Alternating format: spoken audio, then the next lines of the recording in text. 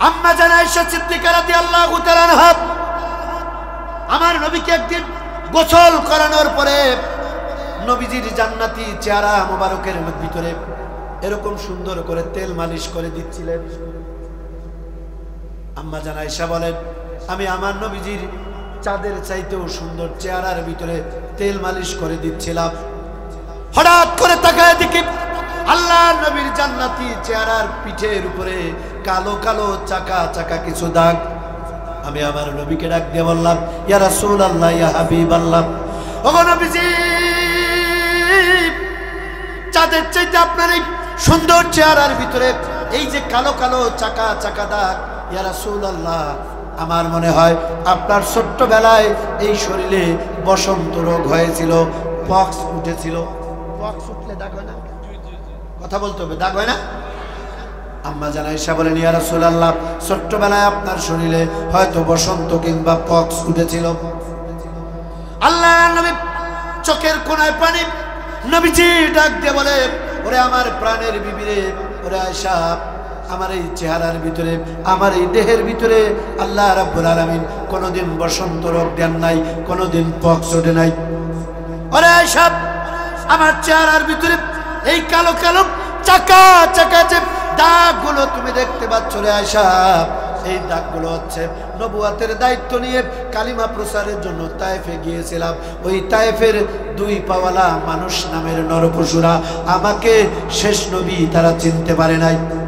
আমি দাওয়াত দিয়েছিলাম আনা খতামান নবিয়্যি রাহমাতাল লিল আলামিন, তারা আমাকে শেষ নবী মেনে নিতে পারে নাই। আমার জান্নাতি চেহারা মোবারকের দিকে ওই তায়েফের যুবকেরা বৃষ্টির মতো করে পাথরগুলো মেরে দিল। ওরে আয়েশা, এই পাথরগুলো এসে আমার শরীরে লাগলো, জামা ছিঁড়ে আমার শরীরের চামড়া ভেদ করে গোশতের ভিতরে আঘাত লেগে গেল। আয়েশা রে, টপ টপ করে আমার শরীর থেকে রক্তগুলো ঝরে যাচ্ছিল। ওরে আয়েশা, এগুলো বসন্তের কোনো দাগ না, এগুলো আমার শরীরের পক্সের দাগ না, এগুলো কালিমা প্রচার করতে গিয়ে তায়েফে কাফেরদের এই চিহ্নগুলো আমার শরীর থেকে মিশে যায় নাই। আয়েশা, মন খারাপ করো না, আমি নবী নিজেও মন খারাপ করি না। কিয়ামতের ময়দানে আল্লাহর আদালতে আমি যখন দাঁড়িয়ে যাব, আল্লাহকে ডাক দিয়ে বলবো, রব্বুল আলামিন আমার দিকে একটু তাকান। আল্লাহর নবী বলেন, আয়েশা রে, এতটুকু মন আমি খারাপ করি না। হাসরের ময়দানে আমার গুনাহগার উম্মত যখন আল্লাহর আদালতে আসামির কাঠগড়ায় দাঁড়িয়ে যাবে, ও আল্লাহর নবীর উম্মতেরা দুটা পা ধরছি, একটু আমার দিকে দেখুন। নবীজির উম্মতেরা একটু কান লাগান। নবীজি আমার ডাক দিয়ে বলেন, ওরে আয়েশা, হাসরের ময়দানে আল্লাহর সামনে গিয়ে দাঁড়াবো, আর পিঠের জামাটা উঁচু করে পিঠটা আল্লাহরে দেখাবো। ডাক দিয়া বলবো, রব্বুল আলামিন, তোমার কুদরতি নজর দিয়া আমি নবী আমার চেহারার দিকে একটু তাকাও।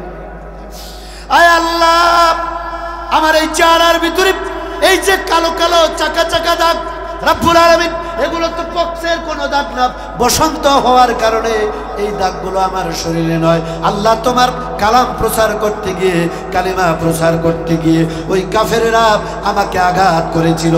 আজও পর্যন্ত আমি নবী আমার জান্নাতি চেহারা থেকে এই কালো কালো দাগগুলো মিশে যায় নাই। রব্বুল আলামিন, আমার এই চেহারার দিকে নজর করুন। এই কালো কালো চাকা চাকা দাগগুলো দেখে আপনি আল্লাহ, আমি নবীর প্রতি যদি এতটুকু মায়া হয়, মেহেরবানি করে আমার প্রতি যদি একটু আপনার দয়া হয়, আমার প্রতি যদি একটু করুণা হয়, দয়া করে মায়া করে এর উসিলায় আমার গুনাহগার উম্মতগুলোরে আজকে মাফ করে দাও। না, চিল্লায় কও আল্লাহু আকবার।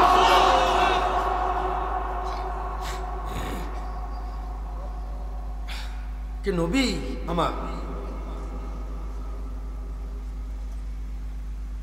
আল্লাহর নবীজির নির্যাতিত জীবন থেকে আরেকটি হাদিস শোনেন। যদি আপনি ইমানদার হন, মুমিন হন, ও সোনার টুকরা যুবকেরা, মুরব্বী বাপ জনগণ, একটু কান লাগান। নবীজির জীবনের একটি ছোট্ট হাদিস শোনাবো। যদি আপনার যাররা পরিমাণ ইমান থেকে কলিজা গলে গিয়া চোখ দিয়া পানি। আম্মা জান খাদিজা ইন্তেকাল করলেন, শুনতেছেন? বিশ্বনবী সাল্লাল্লাহু আলাইহি সাল্লামের কলিজার টুকরা প্রথম স্ত্রী কি নাম? আম্মা জান খাদিজাতুল কুবরা রাদিয়াল্লাহু তাআলা আনহা। আল্লাহ নবী নির্যাতিত জীবন কারে বলে? আমার ভাইয়েরা, নবীজির প্রিয়তমা প্রথম স্ত্রী আম্মা জান খাদিজাতুল কুবরা রাদিয়াল্লাহু তাআলা আনহা, তিনি যেদিন ইন্তেকাল করলেন, আমার দিকে দেখেন, জীবনে মনে হয় ব্যাস পড়া দেখেন নাই। টিবল, টিবল আপনাদের এলাকায় আছে? টিবল আছে? টিবল, টিবলে আপনি ঝুঁকাচ্ছেন, কিন্তু কলস কিংবা জগ কিংবা মগ কিংবা গ্লাস পানি আনতে গেছেন, টিবলের মুখ হলো এটা, আপনি টিবল ঝোঁকাচ্ছেন আর জগ ধরছেন। ওই জায়গায় কিয়ামত পর্যন্ত যদি হায়াত পান, টিবল ঝোঁকান, আল্লাহর কসম এক গ্লাস পানিও তুলতে পারবেন না। কথা বলেন না কেন? ঠিক ওরকম আল্লাহ পাক কোরআনে কারিমে বলেছেন, ওয়াইজা কুরিয়াল কোরআন, this is my order, so follow. আল্লাহ বলছে, যখন তোমাদের সামনে কেউ আল্লাহর কোরআন থেকে কথা বলবে, দুইটা অর্ডার, দুইটা নিয়ম, দুইটা রুলস মেনে আমি আল্লাহর কোরআন শুনবা। চিল্লায় বলুন তো কথা কার? মজা পাচ্ছি না আজকে, আওয়াজ দেয় না, জোরে বলুন কথা কার? আল্লাহ বলছেন দুইটা রুলস মেনে কোরআন শুনবা। এক নম্বর, ফাস্তামিউ লাহু ওয়া আনসিতু লাআল্লাকুম তুরহামুন, চুপচাপ খুব মনোযোগ দিয়ে আমার কোরআন শুনবা। হইচই গন্ডগোল করা যাবে না, ডিস্টার্ব করা যাবে না, তাহলে আশা করা যায় আল্লাহর পক্ষ থেকে তোমাদের উপরে সাকিনা রহমত নাজিল করা হবে। চিল্লায় কোন সুবহানাল্লাহ। এই যে এখানে আপনারা অনেকেই আছেন, ডন্ট মাইন্ড, অনেক যুবক আমি দেখতে পাচ্ছি, এখান থেকে দুই একজনকে দেখতে পাচ্ছি বসে বসে মোবাইল ফোন চালাচ্ছে, মোবাইলে ইমো, হোয়াটসঅ্যাপ, মেসেঞ্জার এগুলো ইউজ করতেছে। আস্তাগফিরুল্লাহ, নাউযুবিল্লাহ। সম্মানিত ভাইরা, আপনি আমরা কি করি? আল্লাহ পাক কিরামান কাতিবিনা ইয়ালামুনা মা তাফআলুন, কথা একটু কথা বেড়ে গেল, শিক্ষার জন্য দরকার আছে। দুই দিকে দুইজন রাইটার আমার আল্লাহ শুধু বসায় রাখেন। আল্লাহ রাব্বুল আলামিন বলে, বান্দা বান্দিরে দিনরাত 24 ঘন্টার ভিতরে কোথায় যাও, কি করো? ওজনে কম, খাদ্যে ভেজাল, মিথ্যা কথা, গীবত, সমালোচনা, চুরি ডাকাতি, সন্ত্রাসী, হাইজাকার, মস্তান। একজন চোর ডাকাত খুনিকে বছরের পর বছর গদিতে বসায় রাখবার জন্য 500-1000 টাকা ঘুষ খায়া এলাকার 300 মানুষের দিনের বেলার কাজ রাতে একা করছো। কক্সবাজারের মানুষ কথা বোঝে না কেন? না, আপনারা তো মুসলমান না, মরবেন না তো? কি এরকম মানুষ সমাজে নাই? জোরে কর না কেন, আছে না নাই? আমরা কোনো রাজনৈতিক কথা বলি না, কিন্তু এগুলো সত্য কথা। আমরা দেখেছি এলাকার 200, 300, 500 মানুষের কাজ এক চিটার বাটপার চোর 500-1000 টাকা ঘুষ খেয়া দিনের 10টার কাজ রাতেই বাক্স ভর্তি করে রাখছে। আল্লাহ পাক বলে, শোনো, তুমি কোথায় যাও, কি করো, গল্প করা যাবে না। I am very sensitive. আমি কিন্তু আস্তে আস্তে রাগ করবো, কারণ আল্লাহর কোরআনের সাথে বেয়াদবি করলে আমি যদি এখন আপনাদের না ধরি, না শিখাই, কিয়ামতে আল্লাহ তো আমাকে আসামির কাঠ গড়ায় দাঁড় করাবে। কে আর বক্তা তুমি? মানুষকে কোরআন শিক্ষা দিতে পারো নাই। মুসলমান বন্ধুগণ আমার, আল্লাহ রাব্বুল আলামিন চমৎকার করে জানায় দিচ্ছে, বান্দা বান্দিরে, দুই কান্দের উপরে দুইজন রাইটার, কিরামান কাতিবিনা ইয়ালামুনা মা তাফআলুন। আমি শুধু দুইজন রাইটার বসায় রাখি নাই। তুমি কোথায় যাও, কি করো, গীবত, সমালোচনা, ওজনে কম, খাদ্যে ভেজাল। ও যুবক যুবতীরা, কোন রিকশায়, কোন বাসে, কোন প্রাইভেট কারে, কোন জরিনারে নিয়ে কোন গার্ডেনে গেছো, কোন গাছের গোড়ায় বসে বাদাম ফাটায়া টোনা বাদাম খুলে টুনির মুখে তুলে দিছো। তোমার বন্ধু বান্ধব, এলাকাবাসী, মা বাপ কেউ জানে না, কিন্তু ভুলে যেও না তুমি আমি আল্লাহকে ফাঁকি দিতে পারো না। আল্লাহ রাব্বুল আলামিন বলেন, এই যে মানুষের তৈরি করা একটা ল্যাপটপ বা একটা ট্যাব, এই ট্যাবের পিছনে যে দেখেন ক্যামেরা, প্রত্যেকটা মোবাইলের পিছনে এখন যুবক যুবতী কোনো রকম একটু লেখাপড়া করে, কোনো রকম 6-7 লেখাপড়া করে, ওর হাতে আবার হাইব্রিড ফোন। কথা বুঝেন না আপনারা? ভাই, আমার ভাষা কি বোঝা যায়? হাইব্রিড মোবাইল ছাড়া এখন নাকি চলে না। কিসের লেখাপড়া, কিসের কি? দিন রাত যুবকরা একখানে বসে জামাত করে 2 হাত দিয়ে মোবাইল টিপে। কেমন মানুষ আপনারা? সত্য কথাও বলতে পারেন না। আরে ভাই 5 আগস্ট ফ্যাসিস্টের বিদায়ের পরে আমরা বাংলার মুসলমানেরা যা পেয়েছি এর ভিতরে অন্যতম একটা জিনিস পেয়েছি, সেটি হলো অন্তত এখন একটু বুক ফুলে সত্য কথাটা বলা যায়। কিন্তু আপনারা চরম ভীতু মানুষ, চরম ভীতু, ধরা খাবে। আমি তো সেই সন্তান, এই বাংলার ভূখণ্ডকে মিথ্যাকে বিদায় করবার জন্য, জালিমকে উৎখাত করবার জন্য, সত্যকে প্রতিষ্ঠার জন্য, সত্যের লড়াইয়ে আমি তো সেই রংপুরের সন্তান। সর্বপ্রথম আমরাই আবু সাইদ মুখ পেতে দিয়ে রক্ত দিয়ে দেশকে স্বৈরাচার মুক্ত করেছি। আওয়াজ করে কথা বলো ঠিক কিনা? সব ডের ব্যাটারি, এগুলোর ব্যাটারি চলে না। আর না হয় কোন ধান্দার পাবলিক আল্লাহই ভালো জানে।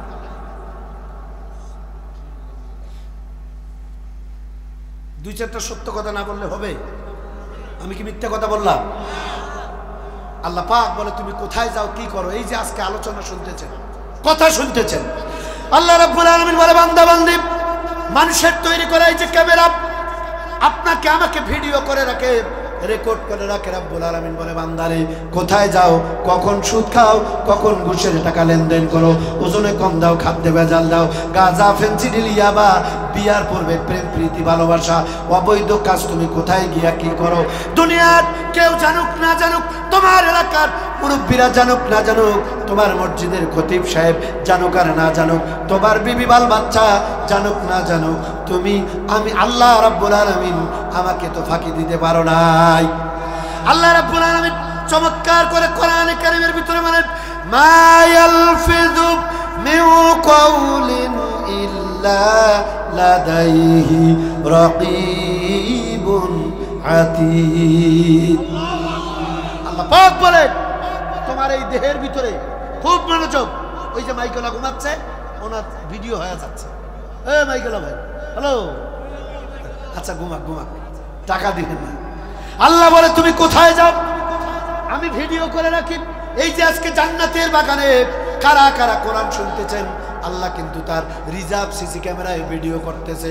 গভীর মনোযোগ, কান লাগাত, বসে বসে গল্প করতেছেন, দুই উরুর মাঝখানে মোবাইল রেখে গোপনে মোবাইল টিপতেছেন, আল্লাহ সেটাও ভিডিও করতেছে।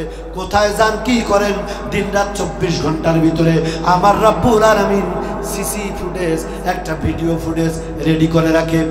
কিয়ামতের ময়দানে লক্ষ কোটি সহস্র কোটি মানুষের সামনে আমার রাব্বুল আলামিন ভিডিও ফুটেজটা যখন চালু করবে, এই চিটা, সেটা তো আমলনামা আলাদা জিনিস, সে তো আলাদা কথা।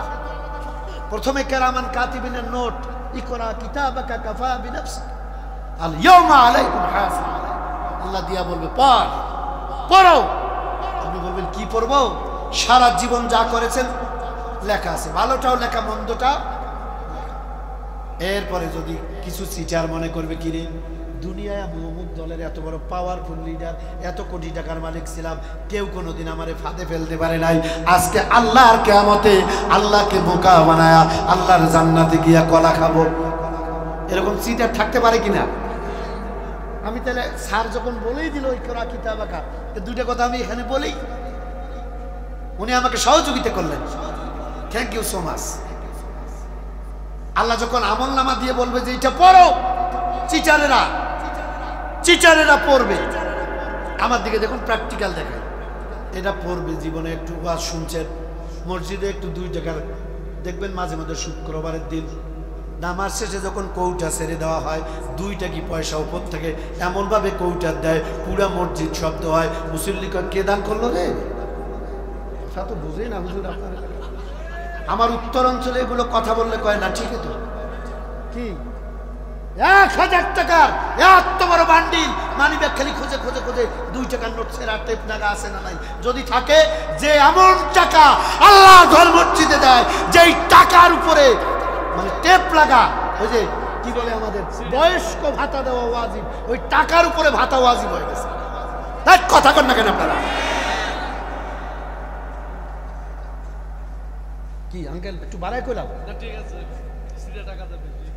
আর ওই 2 টাকা নোট খুঁজে উপর থেকে পয়সা ছেড়ে দেয়, ঠাস করে পরে ও বুঝাইতে চায় যে আমার পয়সা দান করলাম, সবাই আমাকে দেখলো, ও সিনাটা একটু টান টান করে বুঝায় যে মুই কি হুনুরে। আল্লাহ কয় তুই তো সিটা, আর কথা বলে না। আল্লাহ কিয়ামতের ময়দানে বলবে পড়ো জীবনে কি করেছেন চাচা, যতটা ভালো ভালো আমল করেছেন। ছোট্ট ছোট্ট মানুষকে একদিন সালাম দিয়েছেন, রাস্তা থেকে একটা কাঁটা সরায় ফেলেছেন, কলার ছাল তুলে ফেলে দিয়েছেন, যত ভালো কাজ করেছেন। এই ভাই হ্যালো হ্যালো, কি করেছেন জীবনে সব ওখানে লেখা আছে। সবটুকুন ভালো কাজ রমজান মাসে আমার দেশের কিছু চিটা, এই যে সামনে রমজান আসতেছে, একদিন এক মুসল্লি আমারে কয় হুজুর দোয়া করেন। কি আর দোয়া? রমজানে একদিন দাওয়াত খাওয়াইলো আর এখন দোয়া চাও। রমজানের ঈদের পরে কয় হুজুর দোয়া করেন। আমি জিজ্ঞেস করলাম ভাই কিসের দোয়া চান? তা বলতেছে হুজুর আমার জীবনে এই প্রথম আমি 26টা রোজা দিছি। বাপ রে বাপ, তুই তো 26 নম্বর সিটার, কথা কর না কেন ভাই? উনি আমাকে বলতেছে হুজুর দোয়া করেন, 26টা রোজা দিছি। আরে 29.5টা দিলেও খাওয়া নাই। ঈদুল ফিতরের চাঁদ ওটার এক মুহূর্ত আগে একটা রোজা যদি ইচ্ছাকৃত ছেড়ে দাও, তোমার 29টা রোজার কোনো দাম আমার আল্লাহর কাছে নাই। উনি বলে 26টা দিছি। আর এক ভদ্রলোক আমার, ভাই আপনি হাসতেছেন, সত্য কথা, এগুলো শোনা দরকার তো। আর এক ভদ্রলোক আমার ফোন দিয়া গত রমজানে একটা টাটকা কথা আমার ফোন দিয়ে, আব্দুর রশিদ মাওলানা হুজুর সারা বাংলাদেশ, দেশের বাইরে আপনি ইন্ডিয়া, মালয়েশিয়া, বিভিন্ন দেশে কথা বলেন, তো আপনার কাছে একটু দোয়া চাই। কি দোয়া? তা বলছে হুজুর এই একটু নিয়ত করছি, আর তো কয়েকদিন পরে রমজান, তো এইবার নিয়ত করছি এইবার রমজানে রোজা রাখবো। উনি নিয়ত করছে এইবার রমজানে রোজা রাখবে না, একটু দোয়া করেন। আমি বলছি যে ভাই দোয়া আমি করতাম, তবে মোবাইলে তো সামনে পাইলে জুতা খুলে 2টা বাড়ি মারতাম। কথা বলেন ঠিক কিনা? আপনার ভয় পান কেন আমি বুঝি না। কোথায় আমার বাড়ি? রংপুর, 950 কিলোমিটার দূরে। সেখান থেকে এসে যদি বাপের বেটার মতো সত্য কথা বলতে পারি, কে আর মুসলমান আপনি একটু সত্য কথা বলতে পারেন না এখানে বসে? আপনি তো এলাকার মানুষ। আমি তো বাড়ি যাইতে পারবো কিনা এই চিন্তা করি না। আমি আমার আল্লাহর খুশির জন্য আমার এই প্রাণকে সব সময় আল্লাহ রাস্তায় ছেড়ে দিয়েছি। মা বাপের কাছ থেকে বিদায় নিয়ে বেরিয়েছি। কতদিন ধরে বাড়ি যাওয়ার সুযোগ পাই না, আরো যে কবে যাইতে পারবো না সেটাও আল্লাহই জানে। টানা প্রোগ্রাম, এক একদিন এক এক অঞ্চল। সম্মানিত ভাইয়েরা, এবার যে কথা বলতেছিলাম, আল্লাহ বলবে পরব জীবনে যতটা ভালো আমল করেছেন সবটা কিন্তু এক সাইডে লেখা আছে। ভালো করে বুঝেন ভাই, পড়া শেষ চুপ হয়ে দাঁড়িয়ে থাকবে। আল্লাহ কয় চুপ হইলা কেন? পড়ো। বলবে আল্লাহ পড়া তো শেষ, কয় পৃষ্ঠা উল্টাও। আল্লাহু আকবার কর। এবার উল্টা দেখবে, হায় হায় সর্বনাশ, কম্বলের নেছে আর ফোন কানে দিয়া একদিন পরিমণির একটা গান শুনছি, সেটাও লেখা। কথা কয় না। বন্ধু বান্ধবের পাল্লায় পড়ে একদিন শুধু একটু বিড়ির টান দিছি, সেটাও হিন লেখা। চুরি ডাকাতি সন্ত্রাসী হাইজাকার মস্তানি মানুষ হত্যা কুয়াশায় কুয়াশায় মানুষের জমি রাজ কাটা, এমন কোনো আকাম কুকাম করি নাই, সর্বনাশ সেখানে তো লেখা, সব লেখা। কিন্তু দুনিয়ার সিটার ওরা মনে করে কত কি করছি, কেউ আমাদের বিরুদ্ধে কথা বলতে পারে নাই। ভালো করে বুঝবেন, কিয়ামতের ময়দানে ধান্দা করবে আল্লাহর দরবারেও আল্লাহকে ফাঁকি দিয়া জান্নাতে যাব। আল্লাহ বলবে পড়ো, আল্লাহ এই যে পৃষ্ঠার এদিকে দান করছিলাম 2 টাকা মসজিদে, ওয়াজ শুনছি, এই ভালো একটু সালাম কালাম করছি, এই কাজ করছি, এগুলো সব ফেরেশতা লিখছে, এইটা ঠিক আছে, এগুলো আমি করছি। কিন্তু আল্লাহ এই পৃষ্ঠায় এই যে বিড়ি খাওয়া, জেনা করা, চুরি ডাকাতি সন্ত্রাসী হাইজাকার মস্তানি সব লেখা, এগুলো আমি করি নাই, আমার মতো ভালো মানুষ ছিল না। অস্বীকার করবো। ওই যে আল্লাহকে ফাঁকি দিয়া জান্নাতে যাওয়ার ধান্দা। আল্লাহকে বলবে আল্লাহ আমি এগুলো মানি না।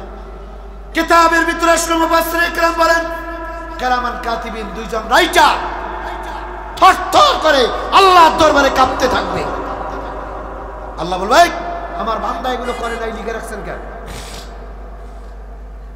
আমার ভাইয়েরা, ওই হাসরের ময়দানে লক্ষ কোটি কোটি মানুষের সামনে ওই মুসালু মনে করেন ওই সিটার আসামির কাঠ করে দাঁড়ায়, ও মনে মনে মুসের তলে তলে হাসবে আর কয় কেমন করি আল্লাহ ফাঁকি দিয়ে জান্নাতে যাওয়া লাগে এটা জানা আছে। আল্লাহ বলবে আল্লাহ আমি এসব করি নাই, করতেই পারি না, আমার মতো ভালো মানুষ দুনিয়া নাই, আমি এগুলো করি। আল্লাহ কেরামান কাতিবিনকে বলবে এই আমার বান্দা এগুলো করে নাই, লিখছো কেন? কিতাবে আসছে থরথর করে ভয়ে কাঁপতে থাকবে। হঠাৎ করে হাসরের ময়দানের ডান দিক থেকে একদল ফেরেশতা মিছিল করতে করতে এসে আল্লাহর সামনে বলবে রব্বুল আলামিন, আয় আল্লাহ তাআলা আসামির কাঠগড়ায় তোমার যে বান্দা বান্দি এখন দাঁড়িয়ে আছে, আল্লাহ আপনি অনুমতি দিলে তার বিরুদ্ধে আমরা একটা সাক্ষী দিতে চাই, আমরা একটা সাক্ষী দিতে চাই। আল্লাহ বলবে কুন ফায়াকুন, অর্ডার করা হলো, আছে না? আল্লাহ অর্ডার দিয়ে দেবে কি সাক্ষী?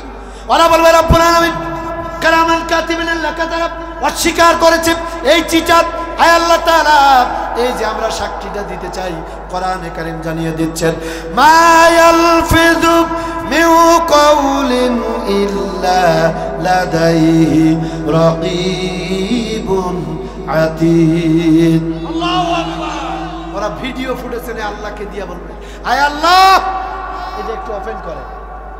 আল্লাহ এবার কুন ফায়াকুন ভিডিও ফুটেজ ওপেন করবে, এ চিটার তুই বিড়ি খাইছিস, জেনা, মানুষ হত্যা করেছিস, খুন করেছিস, ইসলাম কোরআন ইসলামী আন্দোলনকে আল্লাহর জমিন থেকে স্তব্ধ করে দেওয়ার জন্য কোরআনের পাখিগুলোকে মিথ্যা মামলার আসামি বানায়া বছরের পর বছর কারার উত্তর রেখে ইনজেকশন পুশ করে শহীদ করে বিদায় করেছিস, এ ছবিকা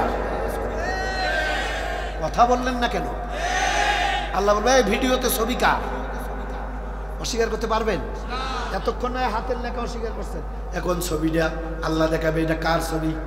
এই যে মানুষের জমির আইল কাটছিস, অন্যায় করছিস, ওজনে কম, খাদ্যে ভেজাল, যত আকাম কুকাম সব এখানে পুরা ভিডিও ফুটেজ। আল্লাহ রাব্বুল আলামিন গুসা হয়ে যাবে আমার দিন ভাইয়েরা, আল্লাহ রাগ করবে, অর্ডার করে দিবে ওসিব কাল্লাযীনা কাফারু ইলা জাহান্নামা যুমারা। আল্লাহ ফেরেশতাদেরকে অর্ডার করবে এদেরকে ধরো, উল্টাও।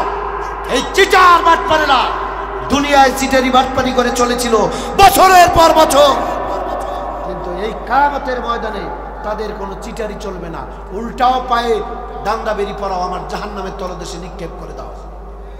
আমার ভাইয়েরা আমরা কি জাহান্নামে যেতে চাই? জাহান্নামে যেতে চাই? কারা কারা যেতে চান একটু হাত তোলেন, তোলেন।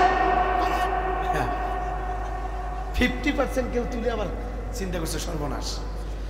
মুসলমান বন্ধুগণ, আমার ভাইয়েরা, আমার মা বোনেরা, ও কলিজার টুকরো যুবক, জান্নাত যারা পেতে চান কিয়ামতের ময়দানে আল্লাহ যদি দয়া না করে, কি না করে, আল্লাহ যদি করুণা না করে আর মুহাম্মদ রাসূলুল্লাহ সাল্লাল্লাহু আলাইহি সাল্লামের সুপারিশ পত্র যদি হাতে না পাই, বিশ্বাস করুন আল্লাহর জান্নাতে যেতে পারবো না, সম্ভব নয়।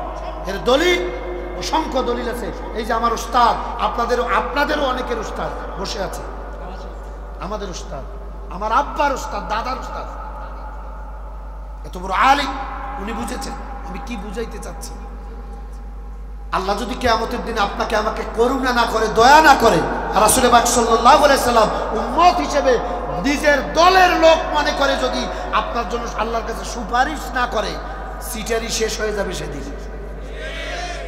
তাহলে সুপারিশ করা লাগলে রাসূলুল্লাহর দল করা লাগবে, আর আল্লাহর ভালোবাসা পেতে গেলে অবশ্যই আমার আল্লাহকে ভয় করে আল্লাহর গোলামি আর দাসত্ব করা লাগবে। আওয়াজ করে কথা বলেন, কথা ঠিক কিনা? দুনিয়ায় দল করবেন চোর, ডাকাত, সন্ত্রাস, হাইজাকারের, আর জান্নাতে যাবেন আমার নবীর সঙ্গে। আমার নবীর ঠেকাও পড়ে নাই। এখন কথা কয় এক কথায় 1 ঘন্টার কথা শেষ।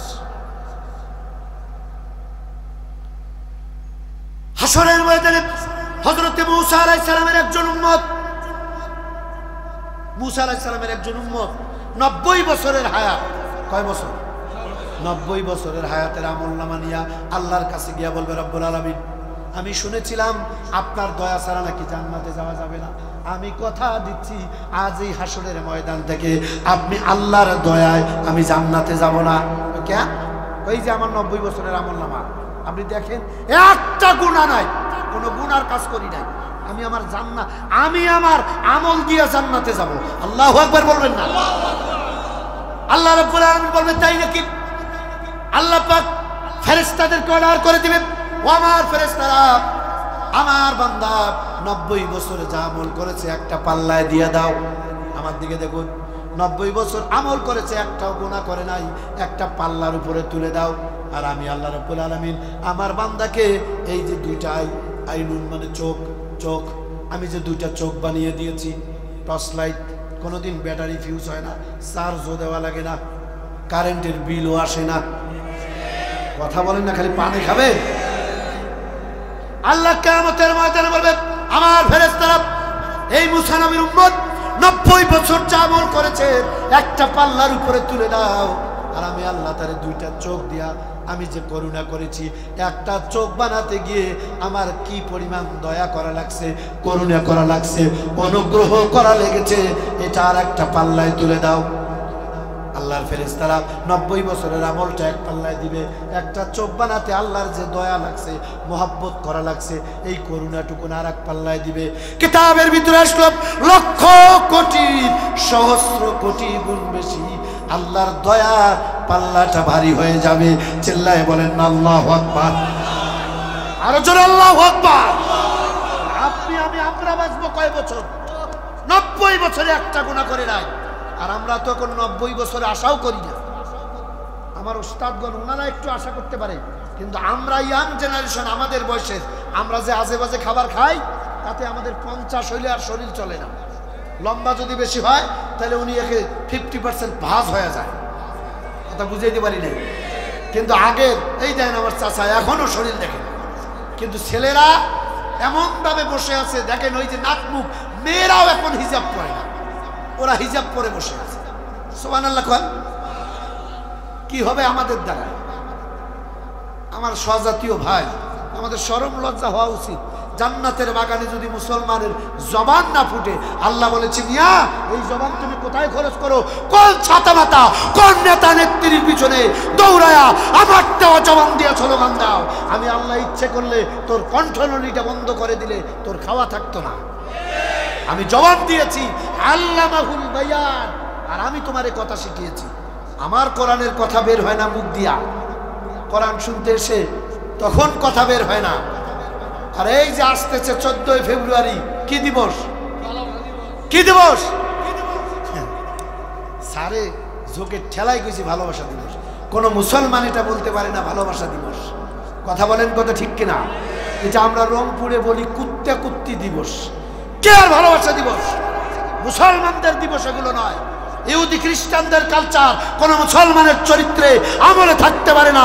14 ফেব্রুয়ারি এটা মুসলমানের সন্তানের পালনীয় কোনো দিবস নয়, এটা ইহুদি খ্রিস্টানদের একটা কালচার। এত আসতে বললেন কেন? জোরে বলেন ঠিক কিনা? এই 14 ফেব্রুয়ারি যুবকরা এগুলোকে না করে দিতে হবে, এগুলোকে ঘৃণা করতে হবে।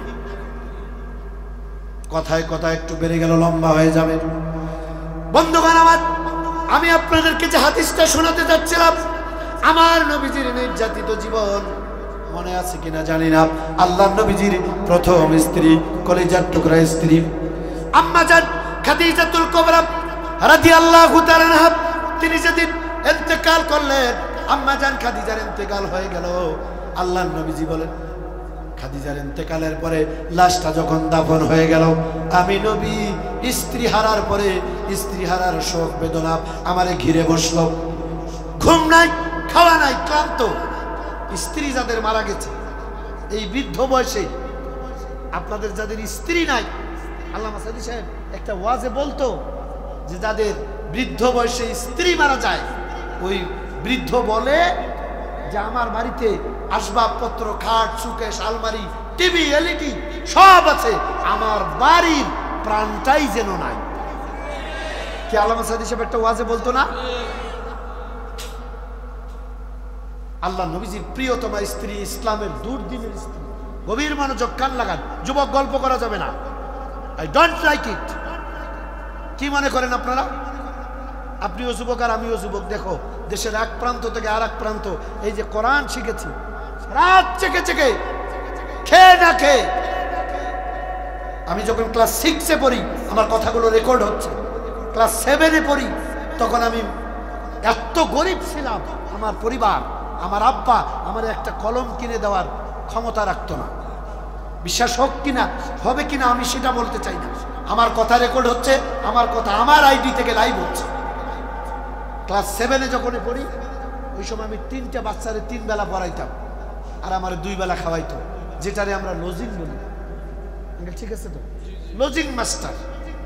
শুধুমাত্র 3 বেলা একটু খাবার লোভে তার 3টা বাচ্চারে 3 বেলা সকালে পড়াইতে হইত, দুপুরে পড়া লাগে, রাত 9টা পর্যন্ত পড়াইতে হয়। 10টা পার হইলে ওই দিক থেকে চিল্লায়। তখন আমাদের ওই অঞ্চলে কারেন্ট ছিল না। আমি তো ক্লাস 7-এর একটা বাচ্চা, আমি নিজে একটা বাচ্চা, পড়াই 3টা বাচ্চার। 9টা 10টা পার হলে ওই দিক থেকে চিল্লায়, এই এত রাত ঘরে বাতি কেন, বাতি নিবাও, ঘুমাও। 9টা পর্যন্ত আপনার বাচ্চারে পড়াইলাম, আর আমি 1 ঘন্টা আমার পড়ালেখা করব না? চোখের পানি দিয়ে কিতাবের পৃষ্ঠা ভিজে গিয়েছে, এরপরেও সবর করেছিলাম। আজকে আল্লাহ আমার কত কোটি টাকার মালিক বানিয়েছে আমি আপনাদের বুঝাই শেষ করতে পারবো না। আমি আমার জান্নাতের টুকরা, আমার মা জননী, আমার ছোট ভাই আর আমি একসাথে আল্লাহ আমারে 3 জনরে একসাথে খানায় কাবার মেহমান বানালেন। খানায় কাবা দুহাত দিয়ে জড়াই ধরে কাঁদলাম। হাজওয়ারে আসওয়াদে আল্লাহ আমারে 2 দিন এই ঠোঁট দিয়ে চুমু দেওয়ালেন। আমার আব্বা যান তার আগেই না, উনি হজ করে আসলেন, এরপরে আমরা 3 জন আল্লাহ আমাদের কবুল করলেন। আমরা 2 ভাই আর মা। অথচ এসএসসি অর্থাৎ দাখিল মাদ্রাসায়, সত্য কথা বলছি, কেন যে আবেগে কথাটা চলে আসলো, আগে তো টেস্ট পরীক্ষা হইতো না স্যার? টেস্ট পরীক্ষা দিয়ে আমি ঢাকা এসেছিলাম, বিস্কিট ফ্যাক্টরিতে চাকরি নিয়েছিলাম, ফর্ম ফিল আপ করার, ইনকাম করবার জন্য এসেছিলাম। ও যুবক, বাবার টাকা খাও, বাবার টাকার পোশাক পরো, বাবার টাকার হাইব্রিড ফোন চালাও, বুঝবা না তো এর মজা। বাবাটা মারা যাক, নিজের কান্দের উপরে সংসার আসুক, তখন বুঝবা জ্বালা কারে কয়। কথা কন ঠিক কিনা? আমরা বুঝেছি, কষ্ট করেছি। আল্লাহ তাআলা কোরআনের সম্মানে গোটা দেশ, টেকনাফ থেকে তিতুরিয়া, রূপসা থেকে পাতুরিয়া, এমন কোন জায়গা নাই আমি যাই নাই, আল্লাহ আমারে নেয় নাই। এখানে তো এগুলো তো আমার আলোচনা, এগুলো না, এগুলো হচ্ছে একবারে সব থেকে তুলার মতো নরম ওয়াজ করতেছি। আপনি ইউটিউবে কালকে আমার নাম মাওলানা আব্দুর রশিদ লালমনিরহাট সার্চ দিয়া দেখবেন। অনেকেই তো বলে যে ফাটাকেষ্ট, সরাসরি কোরআন, বাস্তবতা, ডাইরেক্ট ইতিহাস। কিন্তু এখন যদি এগুলো বলি তাহলে অনেকের মন খারাপ করবে, এই জন্য আর ওদিকে যাব না। কলিজার টুকরো মুসলমান ভাইয়ের, আমার মা বোনেরা,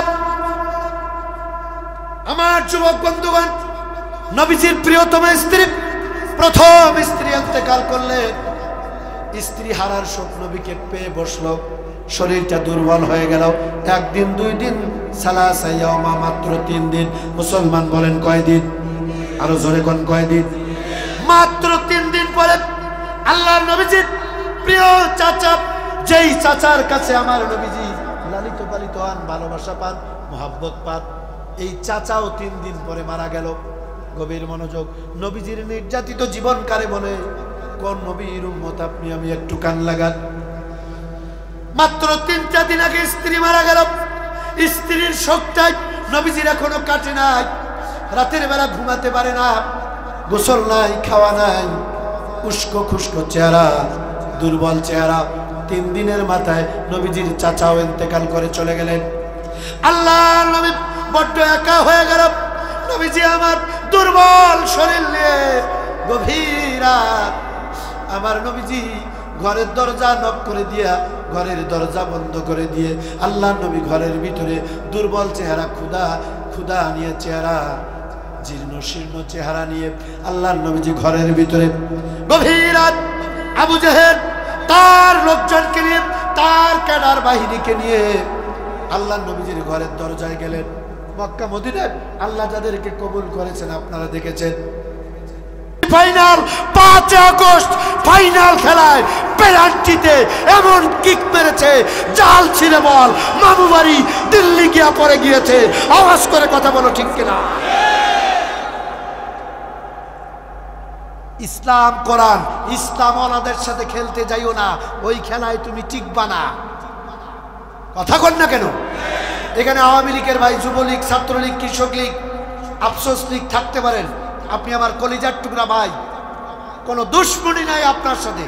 তবে এই কথা চিরন্তন সত্য, আপনি মরবেন, আমিও মরবো, আজ হোক কাল হোক, মরতেই যখন হবে। একটা কথা আপনাকে শুধু স্মরণ করে দিতে চাই, মা ময় আকারে, কথা বলেন জোরে বলেন, উম্মুন মানে মা, মাদার, মা। দেখবেন যদি ঝড়, টর্নেডো, সাইক্লোন, নার্গিস কোনো বিপদ আসে, মা কি করে? জয়টা সন্তান থাকে, সবগুলারে বুকে জোরে ধরে আল্লাহরে কয়, আল্লাহ আমার যা হয় হোক, আমার বাচ্চার জন্য কোনো ক্ষতি না হয়, আল্লাহ আমার সন্তানগুলো যেন ভালো থাকে, আল্লাহ সন্তানগুলো যেন সেভে থাকে। কথা বল না কেন? কিন্তু আপনি আমি আমরা এমন মার লালন পালন সন্তান, এমন মায়ের লালিত পালিত সন্তান, সামান্য 40 মিনিটের বিপদ, দুপুরের রেডি করা রান্না করা খাবারটাও বেডি খায় নাই, আকাশ দিয়ে পলায় গেছে। চিল্লায় বলো ঠিক কিনা? কার পিছনে দৌড়া? আপনাকে নিয়ে 1 সেকেন্ড ভাবে নাই আপনার কি হবে ভবিষ্যতে, একবার আপনাকে নিয়ে চিন্তা করে নাই, সে কোনোদিন আপনার অভিভাবক হতে পারে না, পারে না, পারে না, পারে না। চলে বলো ঠিক কিনা? আমরা অভিভাবক দেখেছি, হাত দিয়েছে, বাড়ি ছেড়েছে, ব্যবসা ছেড়েছে, চাকরি হারিয়েছে, রক্ত দিয়েছে, ফাঁসির দড়িতে হাসতে হাসতে ফাঁসির দড়ি গলায় নিয়ে শহীদ হয়েছে। একজনকেও 17 বছরে একটা কর্মীকে ছেড়ে কোনো নেতা পালিয়ে যায় না। এলো গার্ডিয়ান, এলো অভিভাবক। রাগ করলেন? আপনি রাগ করলে আমার কোনো যায় আসে না। দিদি ভাইয়ের আমার বন্ধুগণ, আম্মা জান খাদিজাতুল কুবরা ইন্তেকালের মাত্র 3 দিন পরে চাচা তিনিও ইন্তেকাল করলেন। নবীজি ঘরের দরজা সুন্দর করে নক করে দিয়ে, গভীর রাত, দুর্বল চেহারা, অসুস্থ চেহারা, আল্লাহ নবীর মনটা বড় খারাপ, নবীজির চোখে ঘুম নাই, বসে আছেন। আবু জাহেল তার দলীয় কেডার বাহিনীকে নিয়ে গভীর রাত আবু জাহেল দরজার কাছে গিয়ে নক করতেছে। আমার দিকে দেখেন, আবু জাহেল গিয়ে দরজায় নক দিছে। আল্লাহ রাসূল বলছে, কে ভাই? শুনে যান না ভাই, এই যে বড় ভাই, কি বসেন না একটু প্লিজ। আবু জাহেল জিজ্ঞেস করছে, কে? আমার রাসূল জিজ্ঞেস করলেন, কে? আবু জাহেল বললেন, ভাতিজা, আমি তোমার চাচা আবু জাহেল। আল্লাহ নবী মনে করলেন 3 দিন আগে স্ত্রী মারা গেল, 3 দিন পরে আমার গার্ডিয়ান, আমার অভিভাবক, যাকে নিয়ে আমি একটু বল করি, সে চাচাও তো মারা গেল। নিশ্চয়ই আমার চাচা আবু জাহেল এই গভীর রাতে হয়তো আমার জন্য কিছু খাবার আনছে, আমার একটু সান্ত্বনা দিতে আসছে। বাবা মন খারাপ করো না, আমরাও মারা যাব। কথা বলেন না কেন? চাচা, মানুষ যদি কারো বাড়িতে মানুষ মারা যায়, আমরা যাই না, সান্ত্বনা দেই না ভাইয়া? আল্লাহ নবী এবার জীর্ণ শীর্ণ চেহারা, দুর্বল শরীর, গভীর মনোযোগ, নবীজি ঘরের দরজা খুলে দিলেন। কিতাবের ভিতরে আসলো, আবু জাহেল তার লোকজনকে নিয়ে আল্লাহ নবীর ঘরে ঢুকে গেল। ডাক দিয়ে বলছে, ভাতিজারে, তোমার স্ত্রীটাও মারা গেল, তুমি যে চাচাকে নিয়ে একটু বল করতা, বল বল বুঝেন কি? শক্তি, শক্তি, পাওয়ার। তুমি যে চাচাকে নিয়ে একটু বল করতা, সেই চাচাটাও তো তোমার মারা গেল, তোমার আপন বলতে আর কেউ থাকলো না। ওরে ভাতিজা, আমি তোমার কাছে এসেছি, তুমি শুধু আমাকে যেমন করেই আমি ক্ষমতায় আসি, আমি তো আসি, চুরি করে হোক, মানুষ মেরে হোক, আর যেমন করেই হোক, আর দিনের কাজ রাতের কাজ, দিনের কাজ রাতে করেই হোক, যেমন করে হোক আমি ক্ষমতায় আছি। কথা বুঝেন নাই? কোথায় কথাটা যায়, কোথায় মিলাবেন? আবু জাহেল ডাক দিয়ে বলে, ভাতিজা গো, যেমন করে হোক তুমি, আমি তো ক্ষমতায় আছি, তুমি শুধু একটু মেনে নাও। আল্লাহর কথা বন্ধ করো, দাওয়াত বন্ধ করো। তুমি যদি আমারে মেনে নাও, মক্কার ভিতরে সব থেকে দামি বাড়িটা হবে তোমার, সব থেকে দামি গাড়ি কিনে দিব, যা চাইবা পেয়ে যাবা, কোনো অভাব অনটন রাখবো না। প্রয়োজনে তোমারে ধরেন পার্লামেন্টে বড় একটা পদও দেব। ভালো করে বুঝবেন, আল্লাহ নবীকে প্রস্তাব দিচ্ছে আবু জাহেল। আমি তো আবু জাহেলের কথা বলতেছি, কি সমস্যা? আমার বন্ধুগণ, 2-1 তো একটু মন খারাপ হবেই। মানুষের তো মায়া, মায়া একটা মারাত্মক জিনিস। প্লিজ, মায়া খুব মারাত্মক জিনিস। মানুষ আফসোস করতেই আছে। আফসোস খুব মারাত্মক জিনিস। কতজন আফসোস করে কুল কিনারা পাচ্ছে না। আহা, যদি আসে যদি চট করে ঢুকে পড়ে। কথা কয় না? আমাদের রংপুরের মানুষ বলে চট করে আসেন, পট করে ধরে মাথায় ঘুরিয়ে জাহান্নামের দরজায় দিয়ে আসবো। এরকম খুনি বাংলার জমিনে আর জায়গা হবে না, হবে না, হবে না। আওয়াজ করে কথা বলো, ঠিক কিনা?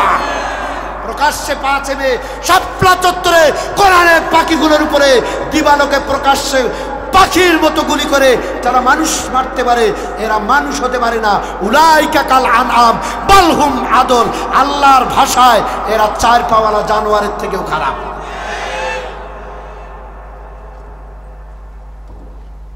আবু জেহেল নবীজিকে ডাক দিয়ে বলেন, ভাতিজা, ও ভাতিজা, কোরআনের দাওয়াত বন্ধ করো। শুনতেছেন?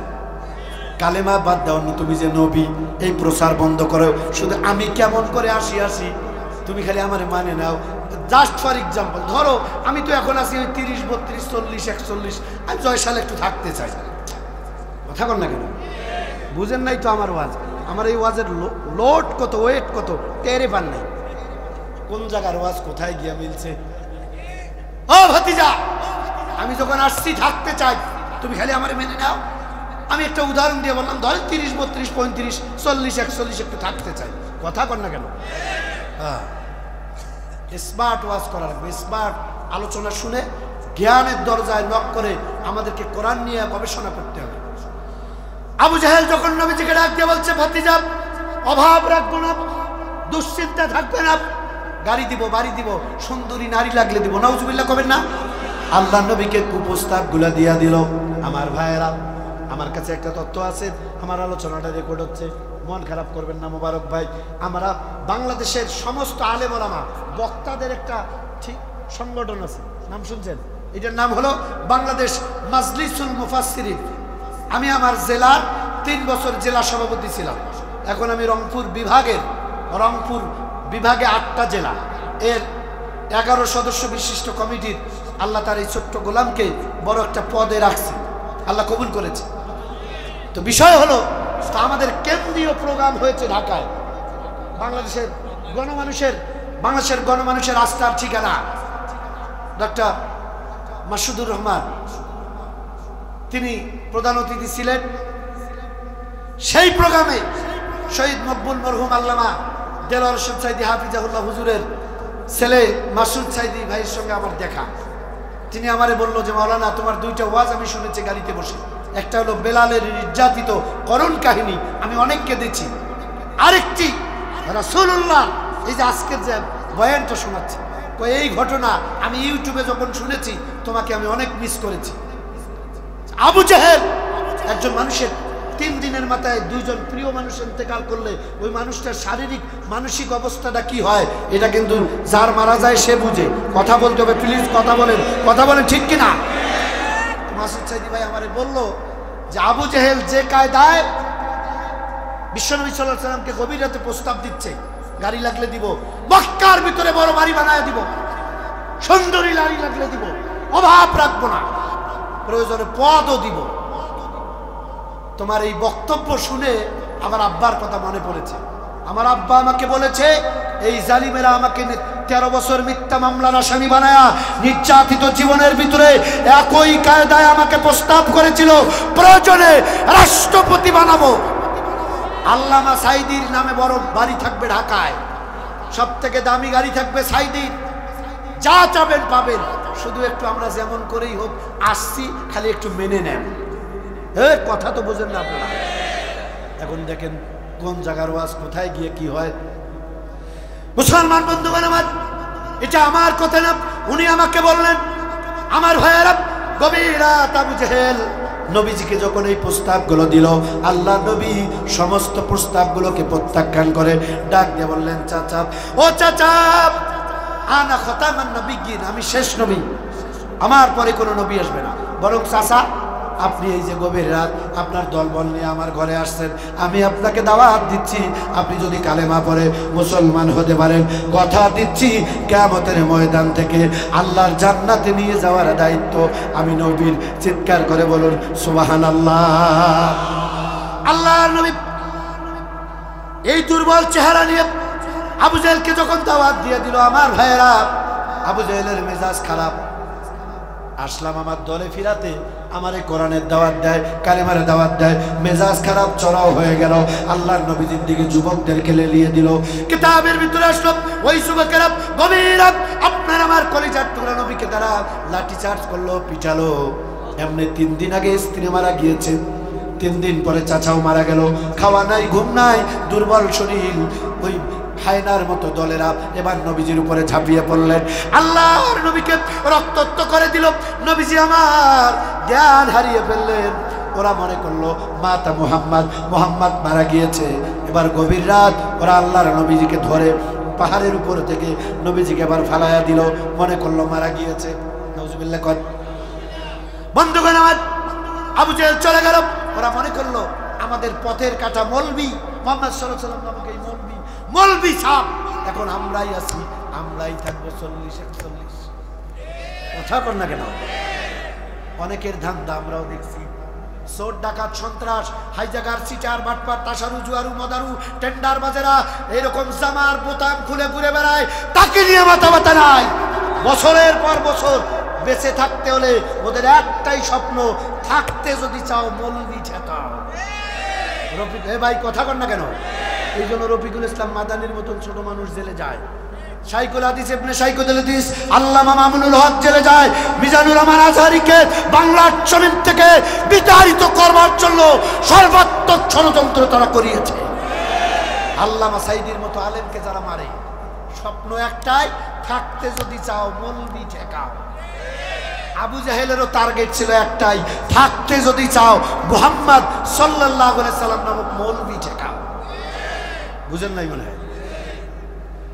রাগ করতেছেন? আমি দাওয়াতের আশায় ওয়াজ করতেছি, আর আমাকে দাওয়াত দিতে হবে আমি এই কথা বলছি না, কিন্তু কথাগুলো বাস্তবতার সাথে মিললে আপনাকে স্বীকার করে নিতে হবে, মেনে নিতে হবে। যদি আপনার মেনে নিতে কষ্ট হয়, আই ক্যান চ্যালেঞ্জ ইউ, আপনার ঈমান নামক সম্পদ ভাইরাস দিয়ে নষ্ট হয়ে গিয়েছে। কথা বললেন না কেন আপনারা? আমার ভাইয়েরা, নবীজিকে তারা মনে করলো মারা গিয়েছে, পাহাড়ের পাদদেশে নিক্ষেপ করে দিল। পরের দিন আল্লাহর নবীর একজন চাচা, তখনও পর্যন্ত ইসলাম কবুল করে নাই, নাম হলো আমির হামজা।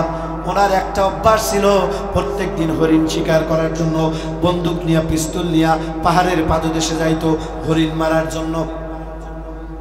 চলে গেছেন হরিণ ধরতে।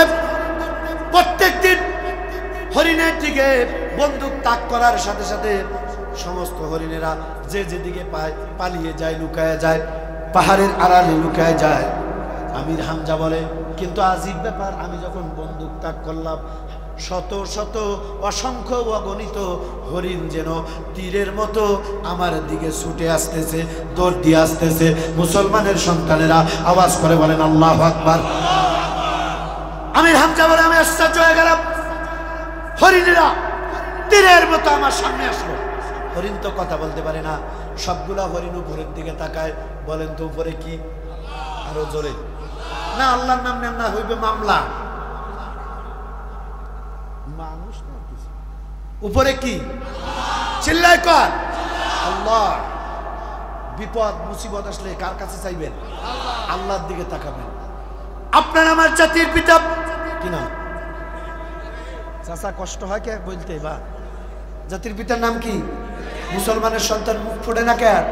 আল্লাহ ভিডিও করে রাখতেছে, যার জবান বন্ধ থাকবে এমনি ধরা পড়বে, এমনি ধরা পড়বে। আল্লাহ কয়, জাতির পিতার নাম বলিস নাই কেন? চিল্লায় বলো, জাতির পিতার নাম কি? মিল্লাতা আবিকুম ইব্রাহিম। চিৎকার করে বলেন, কথাকার সিলেক্টেড করেছেন আল্লাহ। কিয়ামত পর্যন্ত মুসলিম মিল্লাত, বিশ্ব নবীর উম্মত, কোরআন ওলার জাতির পিতা ইব্রাহিম আলাইহিস সালামকে ছাড়া কোন জুতার সেরা পিতা জাতির পিতা হতে পারে না। আল্লাহর না, আল্লাহর কবরে যাবেন, বাটাম ফাটাবে ফেরেশতা।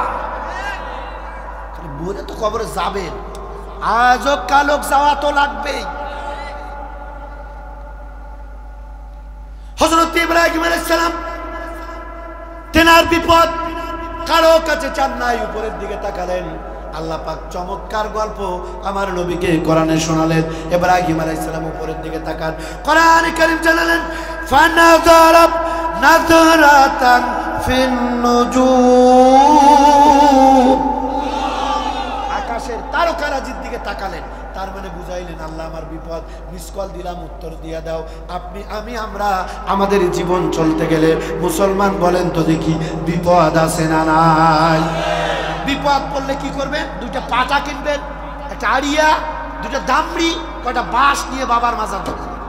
এই চট্টগ্রামে তোমার এগুলো বেশি চলে।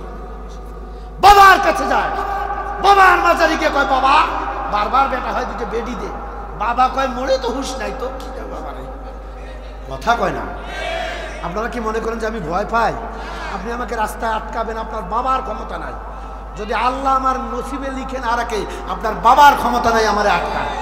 আর আমার নসিবে যদি লেখা থাকে একটা পাতি নেতাও আমার আটকাতে পারে। এই সব ফালতু ভয় তো আমরা করি না। বিপদ বান্দা চায় কার কাছে? বাবার দরবারে। নামাজ নাই বছরে একদিন, জুমাও পড়ে না, ঠিক মতো গোসলও করে না, আর কথা কন না কেন? আর বছরে একবার বাবা বাস দিয়ে মনে করে জান্নাতের টিকিট নিয়ে আসছি। এ মিয়া, কিয়ামতের দিন ইব্রাহিম আলাইহিস সালামের মতো নবী, মূসা আলাইহিস সালামের মতো পাওয়ারফুল নবী যেখানে বলবে ইয়া নফসি ইয়া নফসি, আর বাবার তো হুঁশে থাকবে না। ওইসব ধান্দাগিরি বাদ দিয়া আল্লাহর কোরআন পড়ুন। হক্কানি ওলি আল্লাহর বিরুদ্ধে আমরা কথা বলি না, কিন্তু ভণ্ডামিটাই বেশি। কথা বলুন ঠিক কিনা? আমার দেশ এটা ওলি আল্লাহর দেশ। ওলি আল্লাহদের মাধ্যমেই বাংলাদেশে ইসলাম এসেছে।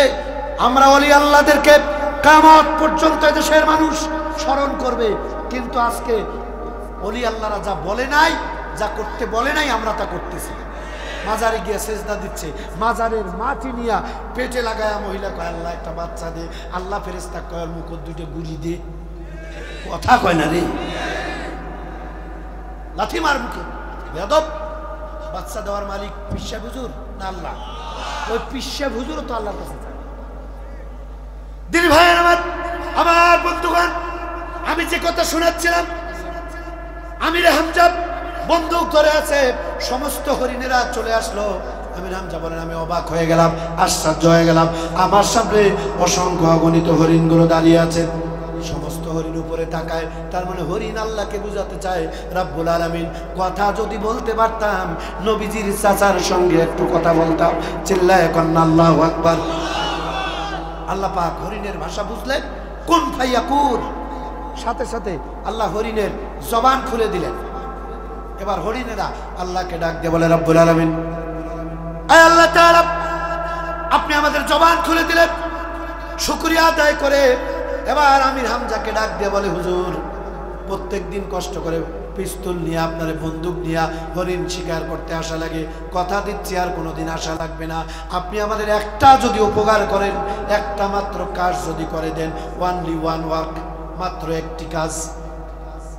হরিণেরা বলতেছে ওগো বিশ্বনবীর চাচা, আপনি যদি আমাদের একটা মাত্র কাজ করে দিতে পারেন, আমরা হরিণেরা কথা দিচ্ছি কোনোদিন আর জঙ্গলে আপনার কষ্ট করে পিস্তল নিয়ে আসা লাগবে না।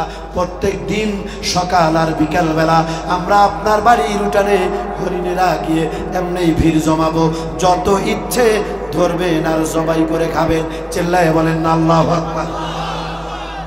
একটা কাজ করে দেন। কি কাজ? আমির হামজা বলেন আমি তো আশ্চর্য হয়ে গেলাম। কি কাজ?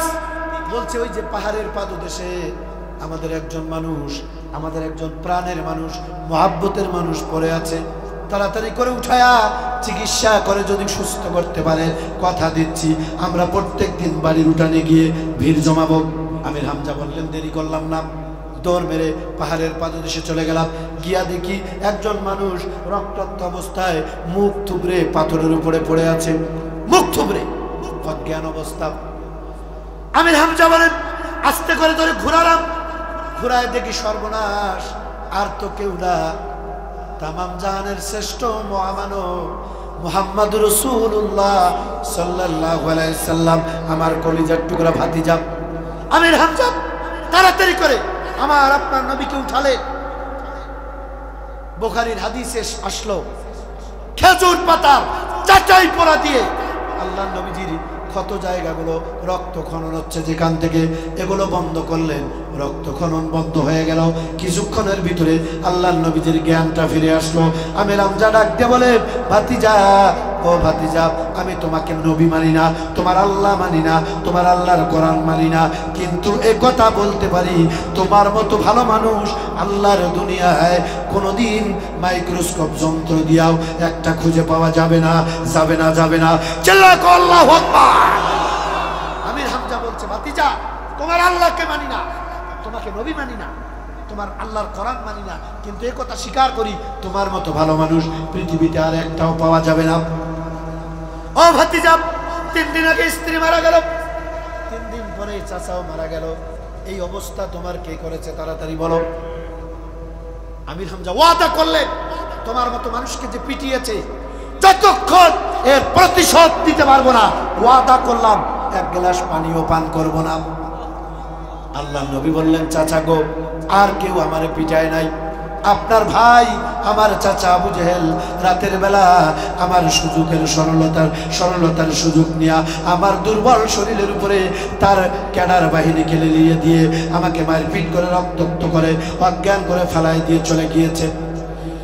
আল্লাহ নবীর সামনে থেকে আমির হামজা তরবারি নিলেন, আবু জেহেলকে পিটাতে যাচ্ছে।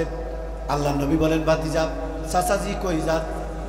আমির হামজা বলে, তোমাকে পিটিয়েছে আবু জেহেল, প্রতিশোধ না নিয়ে পানিও পান করব না। দৌড় মারতেছেন। আল্লাহ নবীকে বিশ্ব নবী এবার ডাক দিলেন, চাচা দাঁড়া।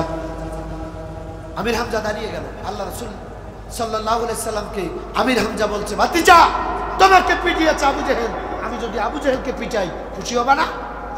আল্লাহ নবী বলছেন, চাচা, আমাকে মেরেছে আবু জেহেল, আপনি যদি আবু জেহেলকে মারেন যে পরিমাণ খুশি হব এর থেকে বেশি খুশি হব আপনি যদি কালেমা পড়ে মুসলমান হয়ে যান। সুবহানাল্লাহ। কি এক হৃদয় সাগর আপনার আমার কলিজার টুকরা নবী। সম্মানিত ভাইরা, আমার বন্ধুগণ, আমার যুবক ভাইরা, বিশ্বনবীর চরিত্র, বিশ্বনবীর আখলাক, সাহাবা আজমাইনদের জীবনী পড়বেন। আমার আগের যে বক্তা আমি শেষ করে দিচ্ছি, এক্ষণে শেষ করব, শুধু একটি কথা বলেই শেষ করব। আমার আগের যে আলোচক তিনি চমকপ্রদ একটি পয়েন্টের উপরে কথা বলেছেন, সে কথাটা আমি একটু স্মরণ করে দিতে চাই। এবার আমাকে হাত দেখাবেন ওমর ফারুক, একটু স্টেজে আসেন। আমার ফোনটা কো, আসেন তাড়াতাড়ি, আপনার কাজ আছে, আসেন। আপনারা আমার একটা কথার জবাব দেন, সেটি কি? আমরা তো সবাই মরে, আমাদের অন্তরে একটাই আশা, একটাই স্বপ্ন, একটাই তামান্না, আমরা আল্লাহর জান্নাত পেতে চাই। কথা ঠিক কিনা? জান্নাত পেতে চাই না? দেখছেন, কথা বলতে চায় না আল্লাহ। আচ্ছা, কারা কারা জান্নাত পেতে চাই একটু হাত উঁচু করে টান টান করেন। কক্সবাজার, চকরিয়ার মুসলমান, আল্লাহ যদি দুনিয়ার মানুষ যদি ক্যামেরা বন্দি করতে পারে, আল্লাহ যেন তার সিসি ক্যামেরায় কোরআনের সম্মানে এই হাতগুলোকে রেকর্ড করে রাখে। কিয়ামতে কঠিন বিভীষিকাময় সময় আল্লাহ যেন কোরআনের সম্মানে সম্মানিত করে নবীজির গুনাহগার উম্মত হিসেবে মাফ করে দিয়ে আল্লাহ যেন জান্নাতের কন্যারে জায়গা করে দেয়। চিৎকার করে বলেন আমিন, আরো টান টান করে বলেন আমিন। এখন যে কথাটা স্মরণ করে দিতে চাই, আপনারা বলুন যে হাত তুললে কি জান্নাত পাওয়া যাবে? কথা বলে না, খালি এরকম। ওই 16-17 বছর এমনি মুসলমান মার খান নাই। যদি আল্লামাহুল বায়ান যদি মুখ খুলে কথা বলতে পারতেন, এত নির্যাতিত হতেন না। এখনো মুরগির মতো মাথা চোকায়, মুখ খোলে না। কিন্তু আমরা ঠিকই বুঝে গেছি যে বাঁচতেই যখন হবে, সিংহের মতো 1 ঘন্টা বাঁচতে চাই, গাধা শ্রীগালের মতো আমরা বাঁচতে চাই না। জান্নাত যারা পেতে চান, আমার আগের আলোচক তিনি বলেছেন, আমি বলি একটি মাত্র কাজ করবেন। কয়টা কাজ? আমার শেষ কথা, এই আমলটা অন্তত বাড়িতে নিয়ে যাবেন। শেষ আমল, একটা মাত্র কাজের গ্যারান্টি দেন, জান্নাতের গ্যারান্টি পেয়ে যাবেন। বলবো? কথা বলেন, বলবো? রাসূলুল্লাহর কাছে এরকম দাড়ি পাকা চুল পাকা একজন মুরব্বী আসলেন, এসে বলেন, ইয়া রাসূলুল্লাহ, আমি তো মুরব্বী মানুষ, বেশি আমল করতে পারবো না, আমারে ছোট ছোট কিছু আমল দেন, এই আমলগুলো করে আল্লাহরে খুশি করে আমি যেন জান্নাত পেয়ে যাই। আল্লাহ নবী ডাক দিয়ে বলছে, ওগো আমার সাহাবী, আপনাকে বেশি আমল দিব না, আপনি শুধু একটা কাজের গ্যারান্টি দেন। সুবহানাল্লাহ তো বলতে পারলেন না। কয়টা কাজের গ্যারান্টি? একটা মাত্র কাজ। সাহাবী বলেন হুজুর একটা দিয়ে হয়, একটু বাড়াই দেন। নবীজি বলছে দরকার নাই, আপনি মুরব্বী মানুষ, একটাই কাজ করেন। বলেন কি কাজ? নবীজি বললেন জবানের কন্ট্রোলের, জবানের দায়িত্ব আপনি নেন, আর আমি নবী আপনার জান্নাতের দায়িত্ব নিয়ে নিলাম। সুবহানাল্লাহ কবেন না? সাহাবী বলেন হুজুর এটা একটা কাজ হলো, একটু বাড়াই দেন। নবীজি বলছে দরকার নাই, এটাই করেন, শুধু জবানটা কন্ট্রোল করবেন। হাদিস বলছি, গল্প না। কয়েকদিন পর ওই বৃদ্ধ সাহাবী আল্লাহ নবীজির সামনে এসে বলে, ইয়া রাসূলুল্লাহ, আপনি যে একটা কাজ দিয়েছেন, এই কাজটা না দিয়া আমার যদি শত শত কাজ দিতেন সেটাই সহজ ছিল, কিন্তু এটা আমার কাছে অত্যন্ত কঠিন। চাচারা খালি ক্যামেরায় দেখে, বেটা এলে আপনাদের কথা বলতেছি, মুরব্বী মানুষ। একটি মাত্র কাজ, জবান কন্ট্রোল করুন। কি? এই জবানে মিথ্যা কথা, গীবত, সমালোচনা, গালিগালাজ চাইলেই জবান দেয়া যা কিছু বলা যাবে না। যেখানে সেখান থেকে ইনকাম করে সেই টাকা দিয়ে খাবার কিনে এই জবান দিয়ে গোডাউনে দেওয়া যাবে না। কথা বলেন না কেন? আপনি ট্রাই করেন আগামীকাল থেকে আপনার এই একটা কাজের দায়িত্ব নেন, তো জিম্মাদার হয়ে যান। জবানটা শুধু ঠিক করেন। এই জবান দিয়ে আপনি গান গাইতে পারবেন না, গীত গাইতে পারবেন না, ফালতু ফালতু কথা বলতে পারবেন না। এই জবান দিয়ে গালিগালাজ, গীবত, সমালোচনা করতে পারবেন না, মিথ্যা কথা বলতে পারবেন না। এই জবানে কথা বলে অন্যায় ইনকাম করতে পারবেন না। যা আছে সব জবানে। কথা কন। আরো অন্য হাদিস আছে, কিন্তু আমি একটা হাদিসের একটু রিফারেন্স শোনালাম।